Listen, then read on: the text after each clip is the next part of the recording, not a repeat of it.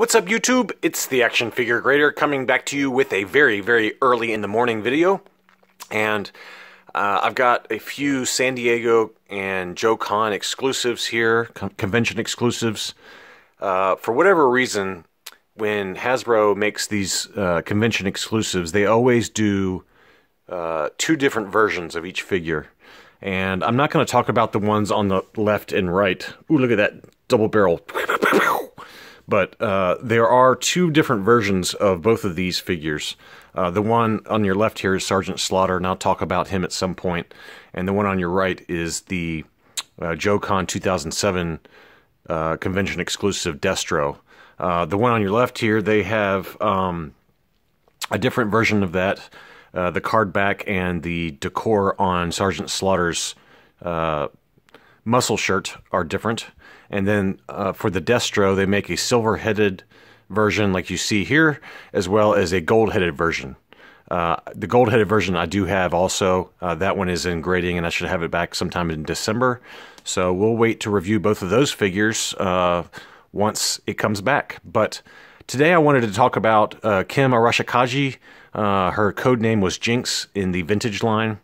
I believe she came out in 1987 originally for the vintage figure, and she looked very similar to the one on your right here in a red ninja outfit. She trained with the same dojo that Snake Eyes and Storm Shadow did, and she is a very cool figure and basically came later in the line, right during the heart of G.I. Joe's popularity.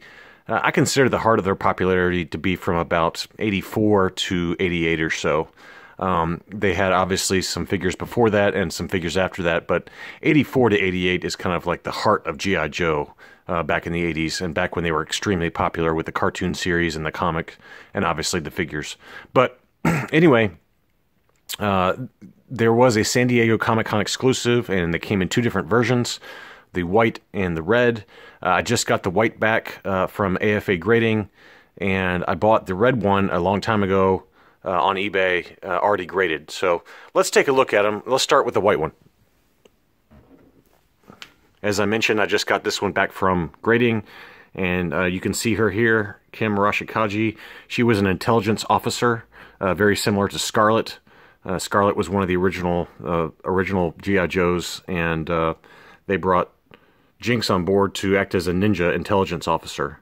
And you can see the artwork there, very nice. I don't know what that weapon is called. I am not a martial arts expert. I'm really good at getting beaten up. I'm very good at that. You can ask my friends in high school and college even. But this is how she looks. She comes with two swords as well as a scabbard for the swords. A bladed weapon with a rope attached. And a figure stand. So let's take a look at the grading real quick again. This is a 2012 San Diego Comic-Con exclusive Kim Arashikage in her white outfit. I did get the uncirculated 9.5 grade. To get the uncirculated grade, you do have to submit these in the original clamshell, plastic clamshell, with the tape still in place, which is what I did. And for whatever reason, AFA is able to tell whether the tape has been replaced or not. And if it's not been replaced or not been opened, they will give you that uncirculated grade, as you see on the sticker there. So it did come back with a 9.5, which I'm extremely pleased about. Let's take a look at the back of the card. And here she is in comic form. She's training there. I don't know who with. It looks like Billy, who was Cobra Commander's son. And the character as she appeared in comic number 59, Divergent Paths, issued May 1987. So that, yes, that was Billy, because I remember that comic very well, believe it or not, because I am a super nerd.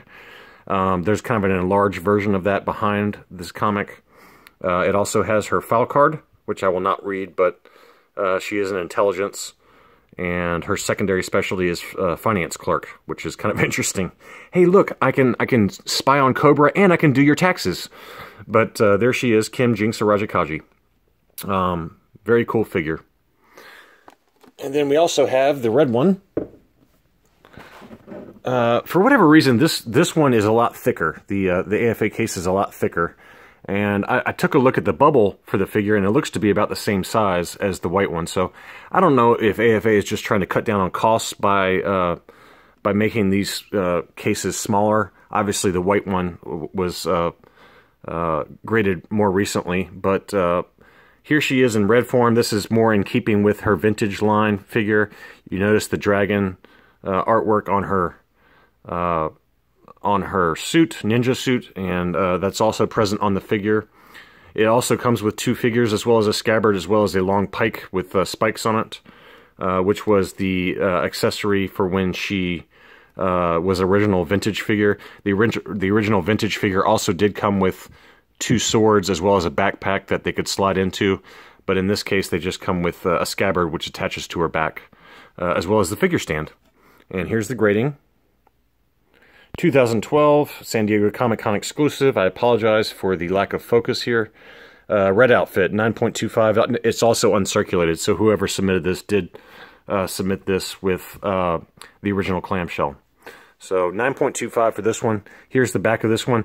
I like the fact that Hasbro was not lazy and used the same comic. Instead, they used a version of her in her red outfit. And this was from comic number 24 in 1989, issued in August. And you can see the artwork there. It also does have the foul card. The foul card is exactly the same, as far as I can tell. And so just another nice figure. Each one of these are numbered. There's an embossment. You can see it right there. There's an embossment from where they're numbered, given that they are convention exclusives. And, you know, just a really nice addition. Some other figures in the San Diego Comic-Con line that I do have. Some of them I do have, some of them I do not have. There's a hooded Cobra Commander where he's standing at the podium and imploring his Cobra troops to, you know, fight harder or whatever. And there's two different versions of that, which I do have, and I'll cover that in another video. And then there's also Zartan's sister, Zorana, which they made in two outfits, her classic pink outfit as well as in her Cold Slither rock band outfit. And those are extremely expensive. Even ungraded, they go for over $100. So, but we'll talk about the Cobra Commanders once my CAS graded vintage hooded Cobra Commander figure comes back, hopefully sometime soon. So anyway, thank you again for watching, and I'll be back soon.